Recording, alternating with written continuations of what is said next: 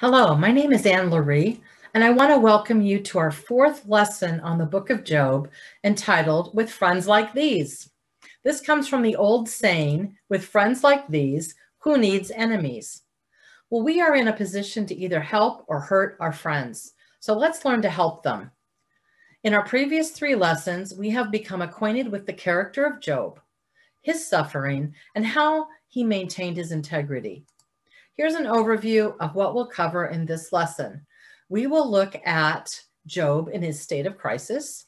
We will focus on how Job's suffering affected his view of himself and of God. We will observe how his friends responded to him. From this, we will learn how to and how not to counsel one another in the face of a crisis. So Job's crisis, he's in a state of crisis. Well, when we experience a crisis, it's usually because of something unexpected, threatening to your well-being, or something that creates uncertainty and anxiety, which your normal coping mechanisms aren't adequate to deal with. For example, we're living in the crisis of COVID-19, and that's affecting the entire world. Well, Job faces physical, emotional, and spiritual crises here. He turns to his friends for support to get him through it. Well, what has Job lost? What's his physical and emotional crisis? Well, he's lost his wealth. He had a textile factory industry, 7,000 sheep for wool, a shipping company with 3,000 camels, transporting goods across lands, agricultural business, 500 yoke of oxen and 500 female donkeys, and his estate with many servants. He lost his close, loving family. He lost his health, his personal health, support of his wife, respect of the community around him, and the ability to be generous towards others, which he mourned. Well, he sits now alone on an ash heap outside of town. And what's the response of Job's friends? How do his friends try to help him in this time of crisis? Well, let's read Job 2, 11 through 13. When Job's three friends, Eliphaz the Temanite, Bildad the Shuhite, and Zophar the Naamathite, heard about all the troubles that had come upon him, they set out from their homes and met together by agreement to go and sympathize with him and comfort him. When they saw him from a distance, they could hardly recognize him. They began to weep aloud, and they tore their robes and sprinkled dust on their heads.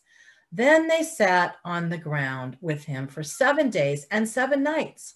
No one said a word to him because they saw how great his suffering was. So they came to mourn with him and to comfort him. At first, they did not recognize him. They were initially overwhelmed at the sight of Job and his grief. Then they empathized with him, conveying strong emotion. Finally, they sit down with him and remain speechless for 7 days and 7 nights.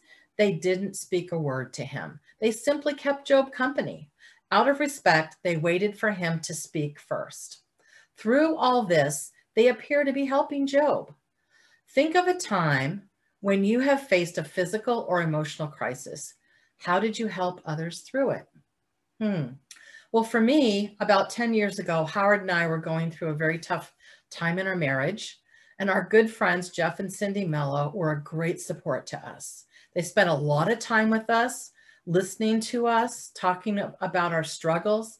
They didn't judge us, and they encouraged us with hospitality. And on one time, they took us away on a weekend getaway with friends to an inn. We were very grateful for them and grateful for their support, but they were so encouraging, and it was wonderful. Job had a spiritual crisis. Soon, Job faces a crisis of faith. His theology no longer matches his reality. Up until recently, Job had received blessings, so he must have been righteous. However, now Job was receiving punishment, so he must be in sin. But Job isn't aware of any sin in his life. This is very confusing. It begins to take its toll on his view of himself and of God. So how does Job view himself? Well, we see that Job feels like he's a slave longing for shade, that his days as swift as a weaver's shuttle, that he's a rotten, moth-eaten garment, body decaying, a byword of suffering, no reason to live, the son or brother of worms. Based on what we see here, it appears that Job has become depressed. He has lost hope and appears to feel that death would bring him relief from his pain. And you couldn't blame him for that. Job's view of God changes.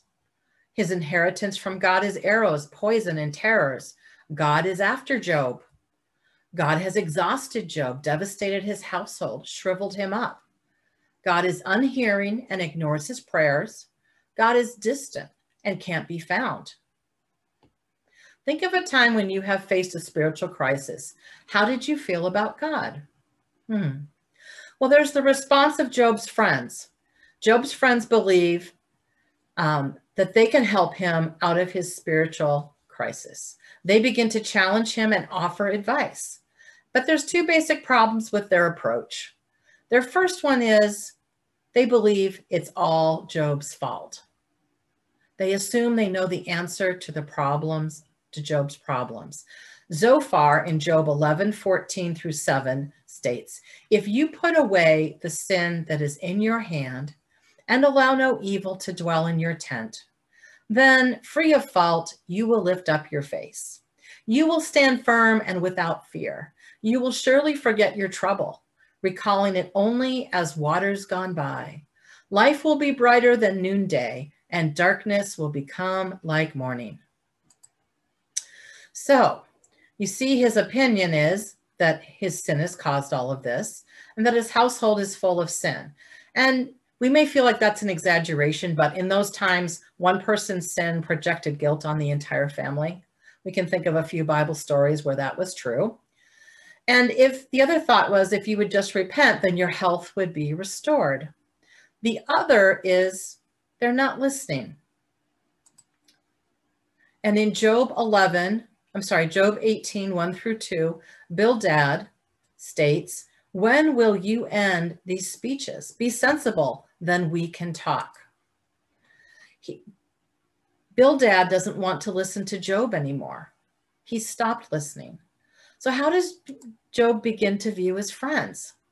And we can see that he sees them as deceitful brooks, a stream that has plenty of water in the spring when you don't need it, but nothing in the summer when you do need it. Fair weather friends, that they have no water for his thirst. Unmerciful slave traders buying and selling orphans. Prideful know-it-alls, that their advice is garbage. Foragers of lies, miserable comforters, lack wisdom, and mockers who pay no attention to what he says.